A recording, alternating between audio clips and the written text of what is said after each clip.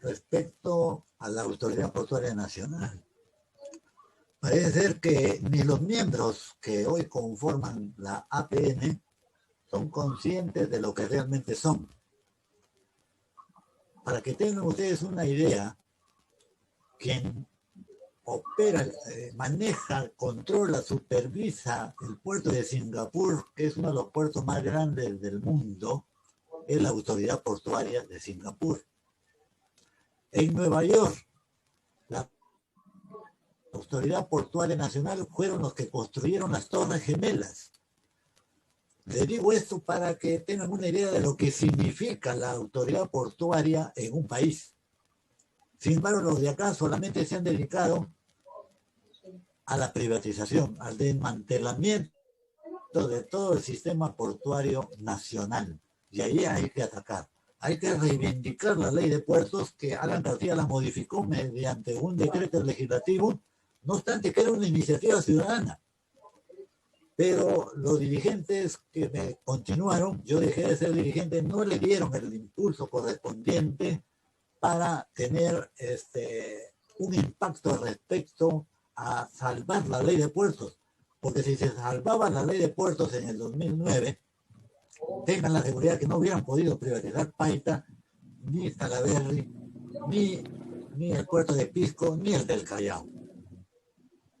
Después vinieron ya otros compañeros, que aquí estoy viendo que está presente Jorge García, que era dirigente, los nuevos, nada de los dirigentes portuarios, pero llegaron ya un poquito tarde porque hubo unos dirigentes que hoy trabajan en APN Terminal y se fueron para ese lado. Bueno, pero ese es otro tema.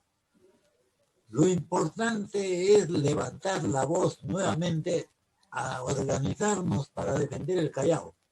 Miren que el mariscal Santa Cruz, estoy hablando de 1836, tuvo una visión geopolítica extraordinaria de darle al Callao la connotación que hoy tiene. Y Ramón Castilla le dio la connotación de provincia constitucional. Es decir, ellos sabían qué significaba el puerto. Los que no sabían qué significaba el puerto han sido los después.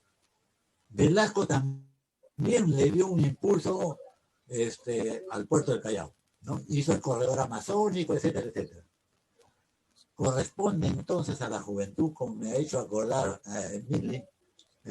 Mila, respecto de que el Callao fue el escenario de una de las luchas más gloriosas del movimiento sindical del Perú, la jornada de las 8 horas. Y hoy debemos hacer del Callao el estadio de la lucha por la reivindicación del puerto, que creo que es fundamental, así como la reconstitución de una naviera de bandera nacional. Solo así, con estas dos cosas, podemos hablar del Callao. Ahora, la juventud de repente lo tiene muy confundido porque le hicieron creer que el Callao era mejor que cualquier distrito de Lima.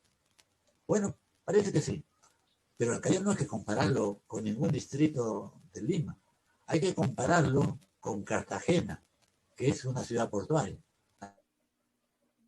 Hay que compararlo con Guayaquil, que es una ciudad portuaria. Pero que esa la UNESCO los ha declarado Patrimonio de la Humanidad. El Callao, comparándolo con esas ciudades, parece un asentamiento humano.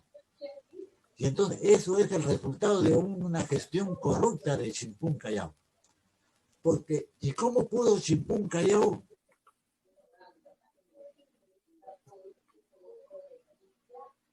por tener tanto poder?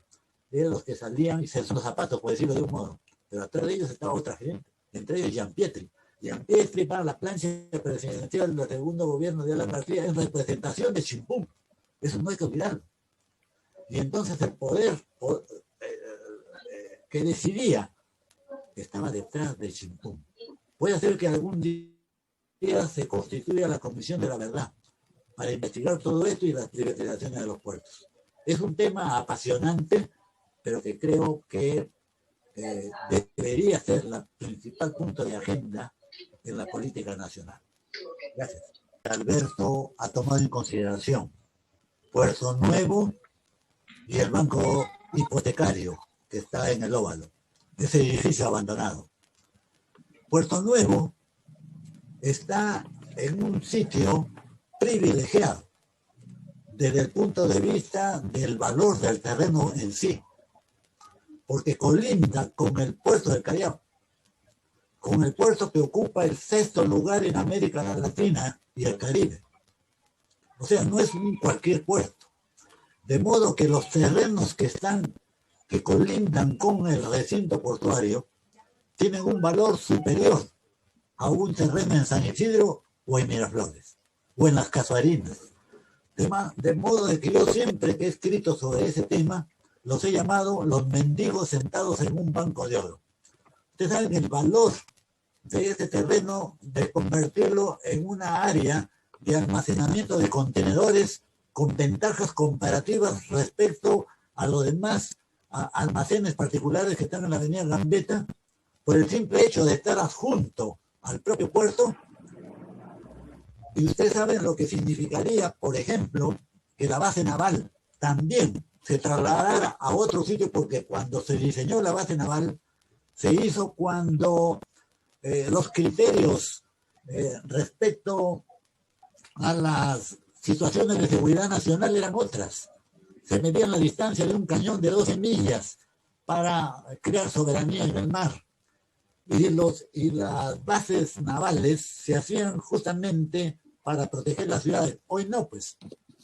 Hoy más bien la presencia de la base naval donde está convierte en objetivo militar a todo el Callao y particularmente a todo el puerto.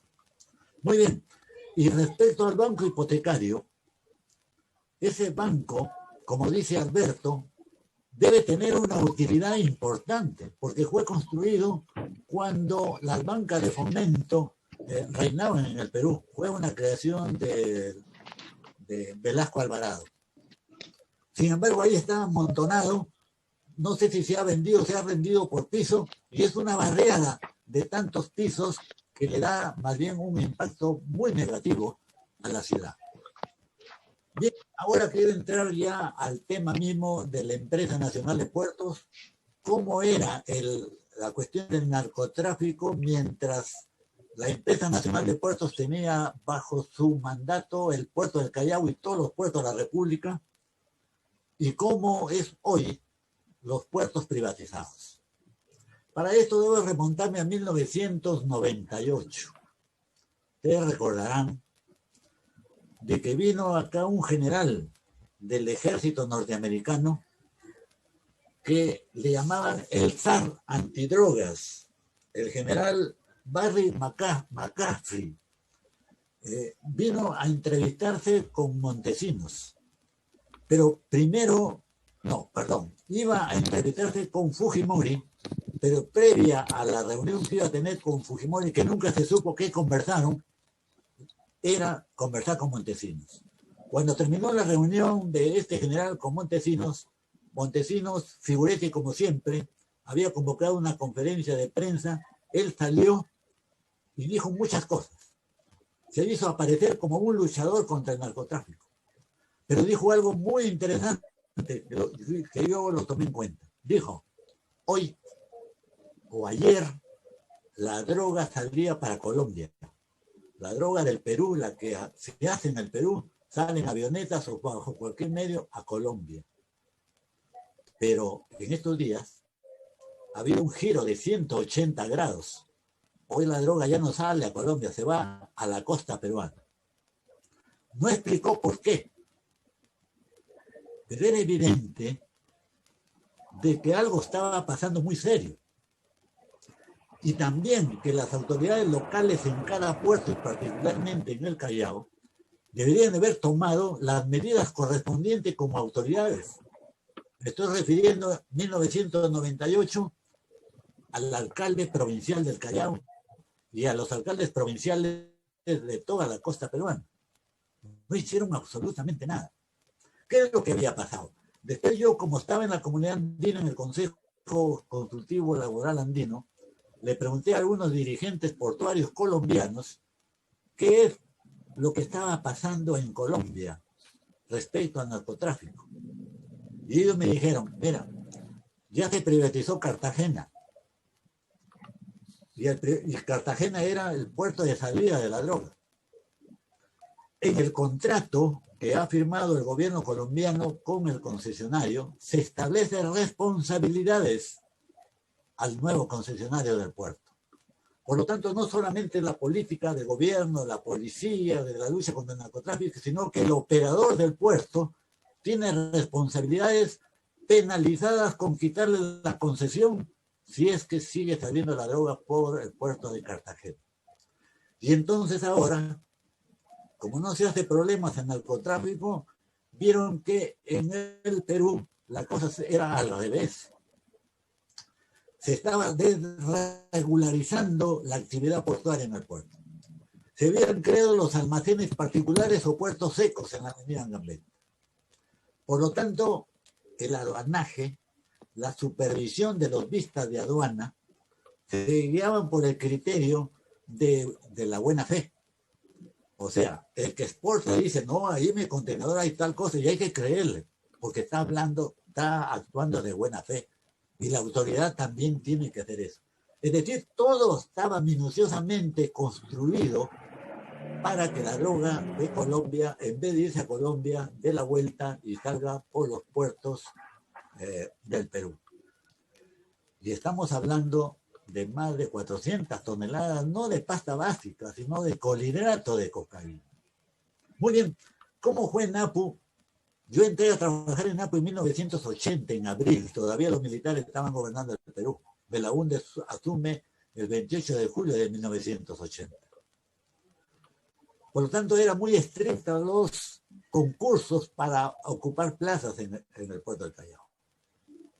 Y entonces asume Belaúnde, el gobierno, y firma un convenio con la policía. Hace firmar en Apu un convenio con la Policía Nacional para establecer una comandancia dentro del puerto, de tal modo que haya vigilancia de policías dentro del puerto, además que patrullaje en el entorno del puerto, de la Plaza Grau hasta la base naval. Todo el patrullaje las 24 horas del día. Adentro, cuando yo entré, estaba la PIP, la Policía de Investigaciones del Perú, y estaban los vistas de aduana, con su uniforme de vista de aduana, que cuidaban que todo aquel que subía a un buque le revisaban lo que llevaba en su maletín, lo que llevaba en su alforja. 1, 2. Para meter carga a un contenedor estaba presente lo que se llama el aforo, ¿no? La carga del aforo dentro del contenedor. Estaba ahí un representante del dueño de la carga. Estaba un representante del seguro, porque todas las cargas están aseguradas, ustedes saben. Estaba un representante de la Policía Nacional. Estaba un representante de la PIP. Y estaba un representante vista de aduana. Y había un representante del operador portuario, en este caso de NAP. O sea, había un universo de gente que hacía imposible de que pudiera entrar droga a un contenedor. Entonces, ¿qué hicieron? ¿Qué hizo el gobierno de Belaúnde, el gobierno de Acción Popular? ¿Qué hizo? Que hoy debería de levantarse la voz para señalar esos asuntos. Cambió el régimen de empresa nacional de puertos, era una empresa estatal, y luego dijo, sí, es una empresa estatal, pero con derecho privado. De ahí se llamó Empresa Nacional de Puertos Sociedad Anónima. Y como todas las empresas del Estado, porque ahí se empezó a crear las estrategias para la privatización de todas las empresas. Y fue en 1980 donde se crea el primer almacén particular, que se llamaba Neptunia. Era un almacén muy grande de propiedad de Gonzalo Romero, que no era del Grupo Romero, era un militante de Acción Popular. Ese almacén fue el primer puerto, fue la primera almacén que recibió la autorización del Ministerio de Economía y Finanzas, en ese tiempo Ministerio de Hacienda y Comercio, para que se convirtiera en un territorio aduanero. Hoy todos los almacenes particulares que están en la avenida Gambetta son territorios aduaneros. Antes solamente el puerto del Callao era territorio aduanero.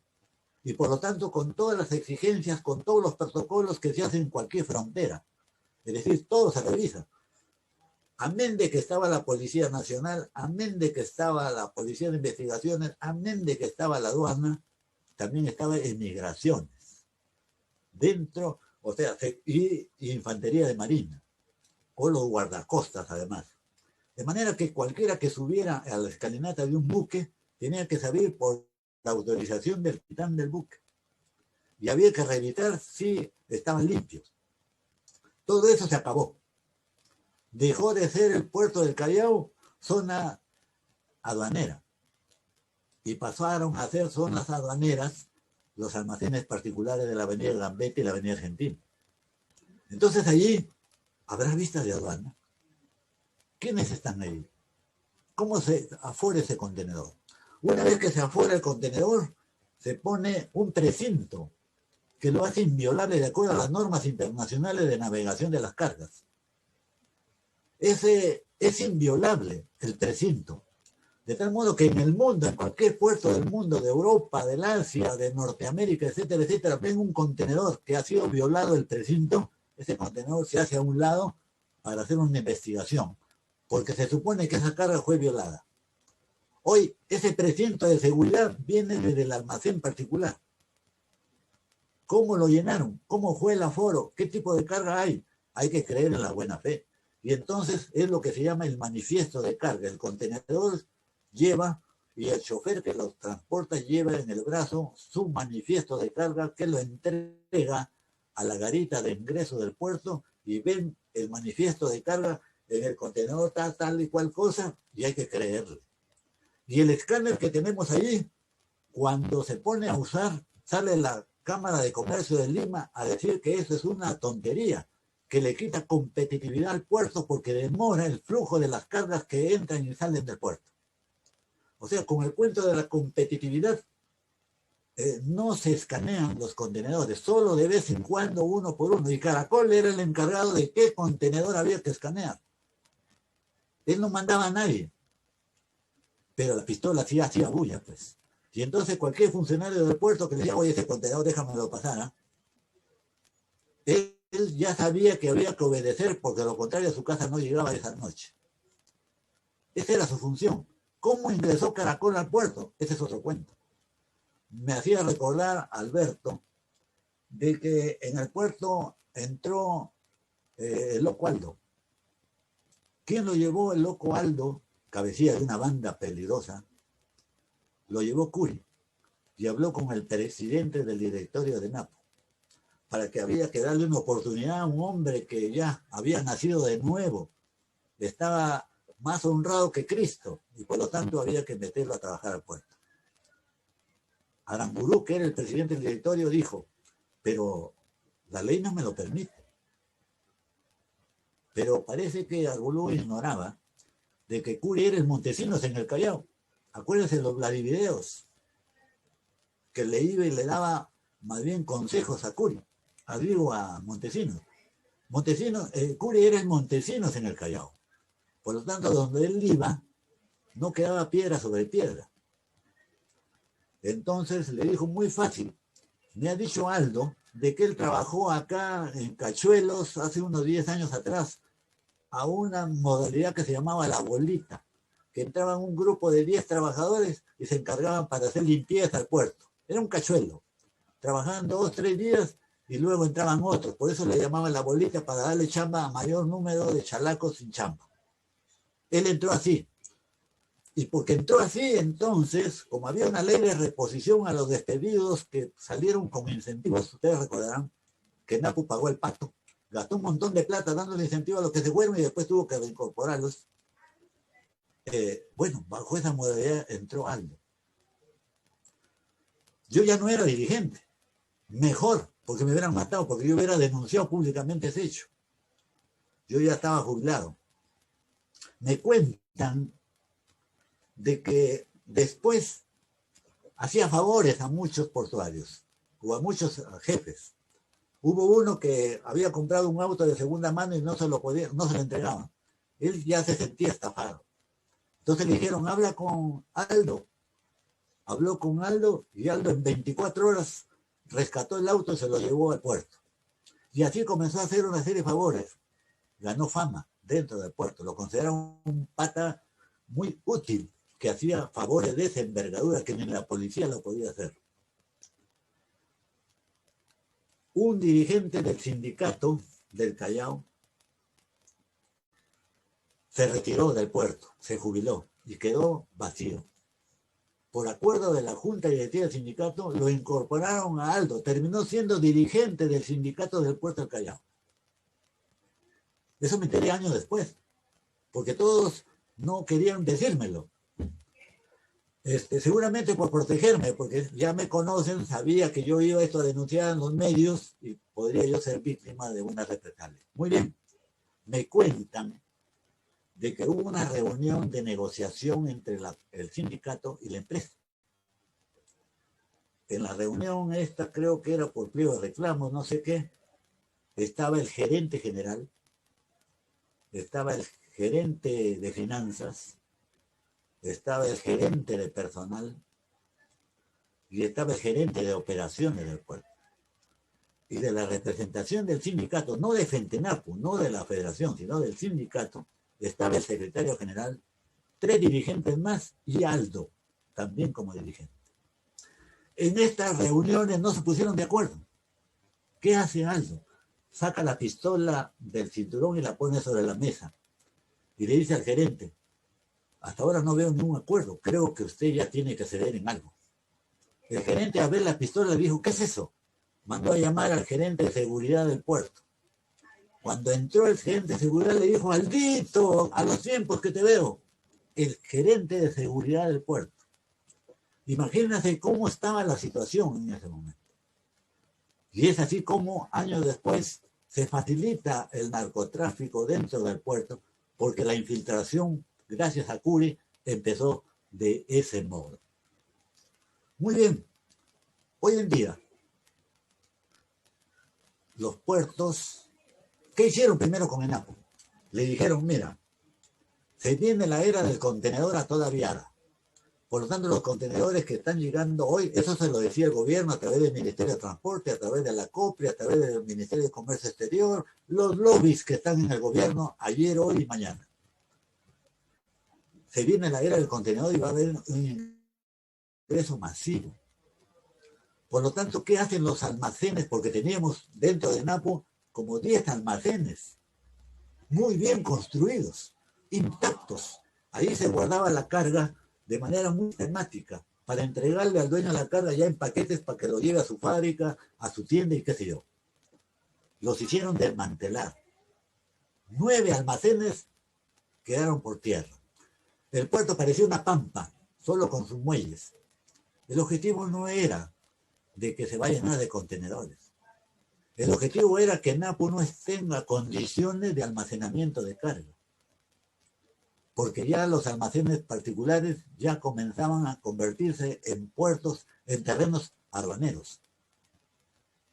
Cuando Dubái pide reconstruir la condición de terreno de zona aduanera, pide que el muelle sur, donde Dubái opera, se le permita que la carga llegue ahí y ellos despacharla.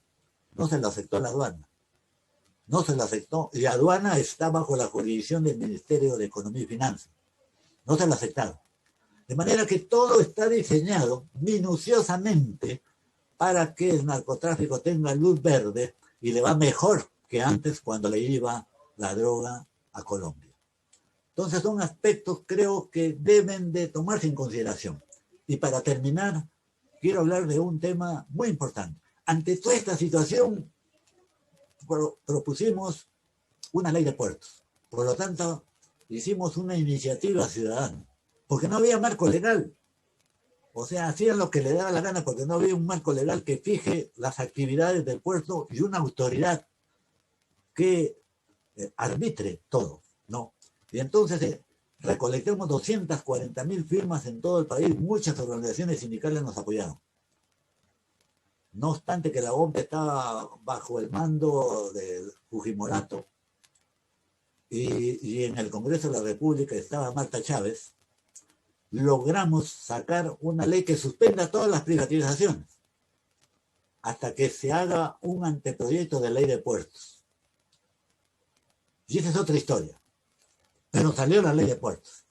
Y ahí se estableció la Autoridad Portuaria Nacional. Queríamos que esa Autoridad Portuaria Nacional tenga una representatividad de todos los usuarios del puerto y de todas las autoridades locales. Por lo tanto, 5 eran representantes del Estado peruano, que era un representante del Ministerio de Transportes, un representante de COFIDE, un representante del MEF, un representante de Comercio Exterior, etcétera, etcétera.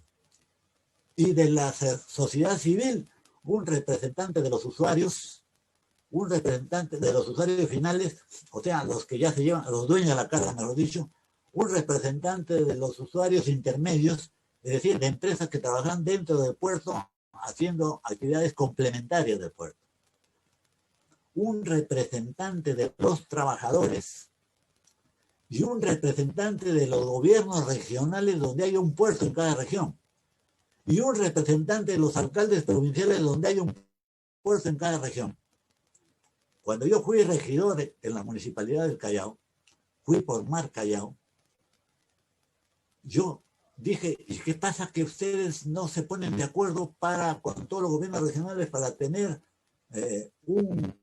una presencia y expliquen sus puntos de vista y defiendan el patrimonio del puerto, que es un patrimonio de todo el Callao?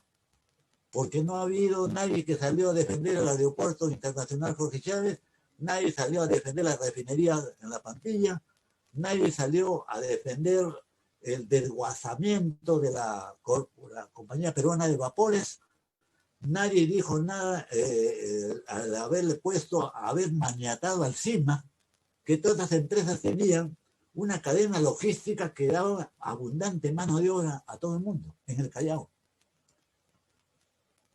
Ahora, si ustedes van a estar representados dentro del directorio de la autoridad portuaria, entonces la autoridad portuaria ya no va a hacer lo que le da la gana, porque va a tener que escucharlos a ustedes, porque ustedes tienen la mejor representación dentro del directorio de la PEN. Fue Cánchez, fue el primer representante de los gobiernos regionales. Fue Félix Moreno, el segundo representante, pero fueron inconsecuentes con el puesto. Se olvidaron que los demás gobiernos regionales y los demás alcaldes le habían delegado a ellos su representación. Se olvidaron. ¿Qué pasó? No lo sé. Pero peor aún, ya han pasado 10 años y no hay un representante de los gobiernos o los gobernadores regionales en el directorio de la Autoridad Portuaria Nacional. No hay un representante de los alcaldes de todo el país que tengan puertos en el directorio de la Autoridad Portuaria Nacional. Y si ustedes entran a la página web de la Autoridad Portuaria Nacional, van a decir, estos son los directores. O sea, ellos mismos, está la familia. Y dice, y todavía falta Juliano Sotano y Mengano, falta el gobierno regional, falta la municipalidad, faltan los trabajadores. Pero es la APN la que debió salir a los gobiernos regionales, convocarlos y decirles, miren, ustedes deberían nombrar su... No, es que a ellos no les conviene. Y parece ser que las autoridades portuarias, digo, las autoridades regionales y municipales, como que se chupan de ir a un sitio donde se va a hablar en términos, pero para eso están los asesoramientos, y hay muchos asesores y muy buenos asesores para efecto de eso, y no dejar que el directorio haga lo que le da la gana. Por ejemplo, uno de los requisitos que establece la ley de puertos a la Autoridad Portuaria Nacional es controlar las cargas que entran al puerto y reprimir las cargas ilícitas. Yo fui miembro de la comisión que elaboró el proyecto de ley de puertos. Yo propuse no cargas ilícitas, narcotráfico, colhidrato de cocaína y afines. No, como yo era minoría, la mayoría dijo no, cargas ilícitas. Muy bien, cargas ilícitas. Todavía más amplio el término. ¿Ustedes han escuchado a la Autoridad Portuaria Nacional decir algo respecto a las 400 toneladas de colhidrato de cocaína que salen por los puertos? ¿Han escuchado algo? ¿Han escuchado que en la Amazonía se están llevando la madera como le da la gana, que es carga ilícita porque está prohibido? Si no está autorizado la tala, es la tala ilegal. ¿La APN ha dicho algo? No. Pero ¿qué pasaría si hubiera un representante de los gobiernos regionales y un representante de los alcaldes. Habrían voces. Voces que luego del directorio pueden salir a la prensa y decir acá se está haciendo esto, otro, o sea, denunciar. No ha pasado absolutamente nada.